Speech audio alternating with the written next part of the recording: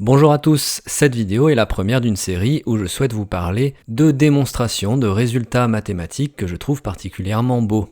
Ça peut aller du plutôt facile, comme dans cette vidéo, à du très dur, où je pourrais par exemple vous parler de cohomologie des groupes, de suite spectrale, ou d'autres théories particulièrement abstraites et compliquées. J'espère que cette vidéo vous plaira. On va parler de la deuxième loi de Kepler et de sa démonstration par Isaac Newton. En 1598, Johannes Kepler part s'installer à Prague sous l'invitation de l'astronome Tycho Brahe. Homme fortuné et doté des meilleurs instruments d'observation, Tycho Brahe n'a malheureusement pas les outils mathématiques pour résoudre un des problèmes les plus importants de l'époque en astronomie, la compréhension de l'orbite de Mars. Depuis la publication posthume en 1543 De Revolutionibus Orbium Celestium de Copernic, l'élite scientifique européenne accepte petit à petit le modèle héliocentrique qui y est proposé.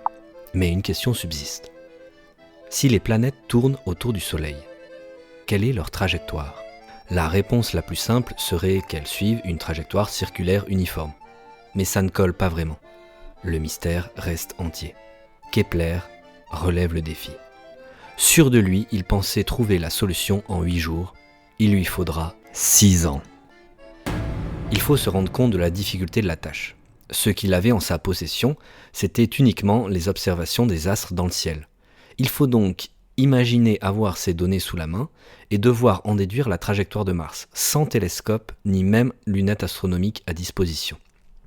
Faisons une petite expérience en observant le mouvement de Mars pendant quelques mois, grâce au logiciel Stellarium. Alors ici, ce que vous voyez, c'est la place de Mars, chaque jour, à la même heure, pendant plusieurs mois. On va accélérer un petit peu et pour plus de clarté, je vais représenter en rouge la trajectoire de Mars dans le ciel de la Terre.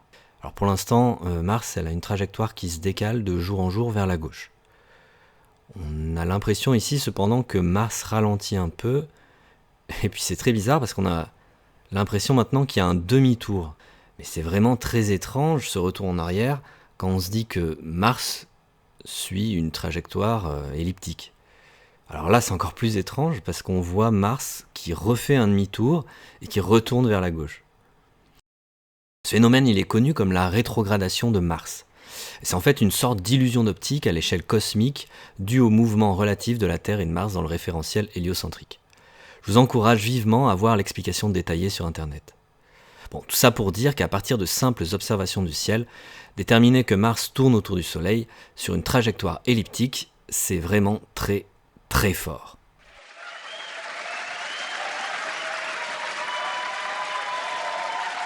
Et je me dois de préciser que je vous ai un peu menti. Ce n'est pas vraiment la rétrogradation de Mars qui était problématique pour Kepler, mais le fait que toutes les observations minutieuses de cette planète dans le ciel ne collaient à aucun type de trajectoire circulaire. Je viens de résumer très grossièrement l'histoire qui est beaucoup plus complexe. Tycho Brahe prend tout d'abord Kepler comme un assistant, ne lui donne pas toutes ses données et croit en fait à un autre modèle que le modèle copernicien. Les intentions de Kepler, quant à lui, sont claires. Mon opinion sur Tycho est la suivante. Il est extrêmement riche, mais il ne sait pas faire bon usage de ses richesses, comme c'est le cas de la plupart des gens riches. Par conséquent, on doit essayer de lui soutirer ses richesses. En 1605, Kepler annonce une première loi. Les trajectoires des planètes sont des ellipses dont le Soleil est un foyer. En 1609, il publie cette loi avec une seconde, la loi des airs, qui est celle qui nous intéresse aujourd'hui. L'air balayé par une planète est proportionnel à son temps de parcours. Et enfin, la troisième loi, publiée dans ses 5 volumes L'harmonie du monde, lie la distance moyenne d'une planète au Soleil avec sa période de révolution. Dans ces livres, Kepler dit beaucoup de choses, et part parfois dans des directions qui nous paraîtraient complètement fantasques aujourd'hui. On reparlera peut-être de lui dans une autre vidéo, tant le personnage est étonnant et attachant. Flash forward dans le futur du passé, et on retrouve cette fois-ci Isaac Newton, qui, en 1687, publie pour la première fois les Principia. Un véritable chef-d'œuvre. Newton, c'est un des plus grands scientifiques de tous les temps. Il est né en janvier 1643 selon Grégoire et le 25 décembre 1642 selon Jules, et après avoir intégré Cambridge, il permet à son talent mathématique prodigieux de produire les plus grandes découvertes de l'époque. En 1665, lors d'un épisode de peste bubonique, c'est le confinement. Nous sommes en guerre. Newton, âgé de 23 ans, rentre chez lui et fait des maths à temps plein. C'est lors de cet épisode qu'il commence à inventer le calcul infinitésimal, théorie mathématique indispensable pour étudier le mouvement, trouvée indépendamment par Leibniz. Il met aussi en place durant cette année sa théorie sur la lumière et commence à développer sa théorie de la gravitation universelle.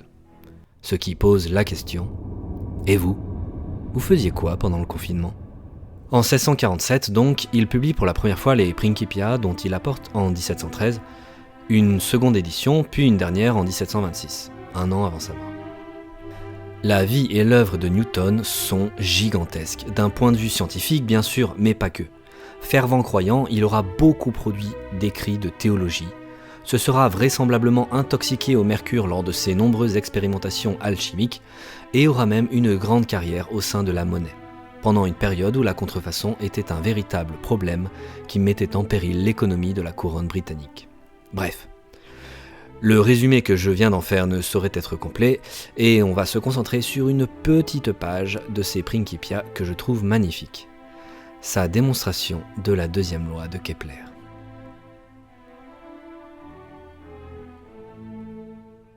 Pour comprendre la démonstration de Newton, il faut revenir à ce qu'est une force. Le plus simple, c'est de se dire qu'une force, c'est une action qui va modifier la vitesse d'un objet. En l'occurrence, une planète ici. On a envie de penser qu'une force s'applique à chaque instant sur un objet, et l'idée de Newton, c'est de discrétiser la situation. Ainsi, on va considérer qu'à chaque petit pas de temps, qu'on notera dt, une petite force s'applique sur notre planète, et que celle-ci est toujours pointée vers le Soleil. Dans l'idée, c'est vraiment comme si des milliers de pichenettes s'appliquaient sur notre planète de manière régulière. Comme aucune force ne s'applique sur notre planète entre chaque pas de temps, celle-ci suit une trajectoire rectiligne uniforme. La trajectoire de notre planète ressemblerait donc à celle-ci. Ici, comme la trajectoire est constituée de segments, l'aire balayée par le segment reliant la planète et le Soleil correspond à celle de plein de petits triangles. Et selon la deuxième loi de Kepler, comme chaque pas de temps est identique entre deux pichenettes, on devrait pouvoir démontrer que les aires de tous les triangles sont égales au même nombre. Et là, vous vous dites que ça ne va pas du tout, que la trajectoire ne ressemble pas du tout à une ellipse, mais on peut s'attendre à ce que si on fait tendre le pas de temps dt vers 0, alors tous les petits segments qui constituent la trajectoire discrétisée vont former une trajectoire qui ressemblera de plus en plus à une ellipse. Effectivement, quand le pas de temps dt tend vers 0, la trajectoire discrétisée ressemble de plus en plus à une ellipse. Aujourd'hui, on dirait qu'on considère un schéma de l'aire explicite et on sait traiter rigoureusement le passage du discret au continu. Mais pour cette vidéo, ce n'est pas très important de comprendre comment. On va juste accepter que la situation discrétisée ressemble à la situation réelle. L'idée de Newton, c'est donc de démontrer que l'aire d'un triangle est égale à celle du triangle suivant. Ainsi, l'aire balayée par la planète dans le cas discrétisé est proportionnelle au temps de parcours.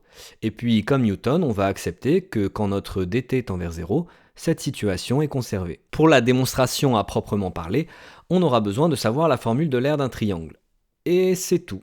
Ouais, c'est tout, pas besoin de maths balèze, le programme de collège nous suffira.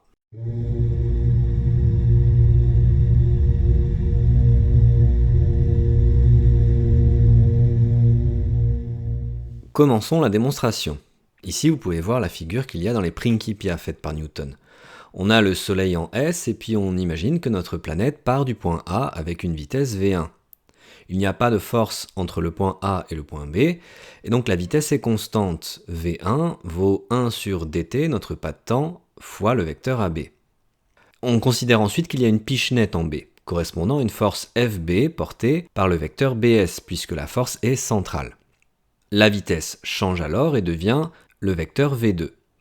La planète continue ensuite en un point C, etc., etc. Nous, ce qu'on voudrait montrer, c'est que l'aire du triangle SAB est égale à celle du triangle SBC.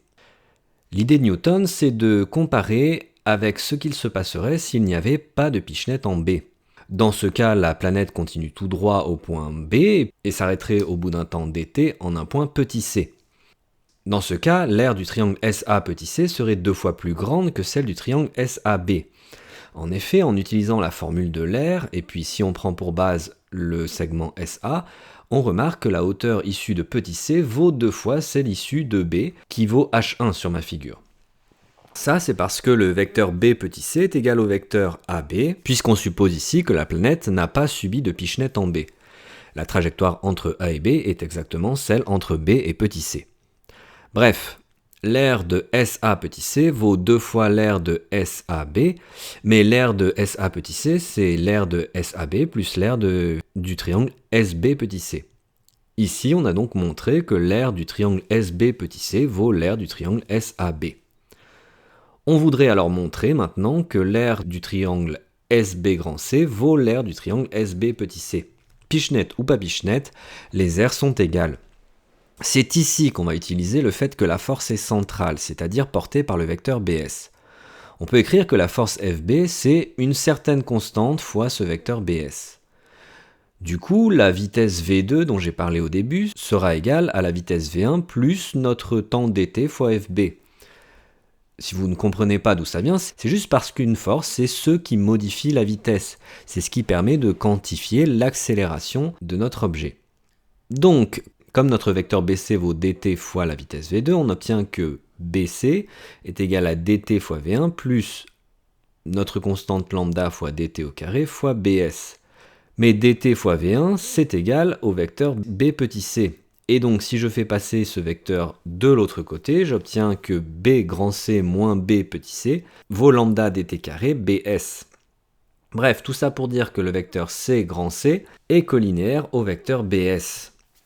Les droites C petit c et BS sont parallèles. Maintenant, si je trace la hauteur du triangle SB petit c issu de petit c sur la droite SB, que j'appelle H le pied de cette hauteur, si je fais pareil pour le triangle SB grand C et que je note H' le pied, j'ai les conditions suivantes. La droite C petit c est parallèle à la droite BS, mais qui est aussi la droite HH', et puis on a des angles droits un petit peu partout, parce qu'on a des hauteurs. Bref, CH' H petit c est un rectangle, et donc les longueurs CH' et petit ch sont égales.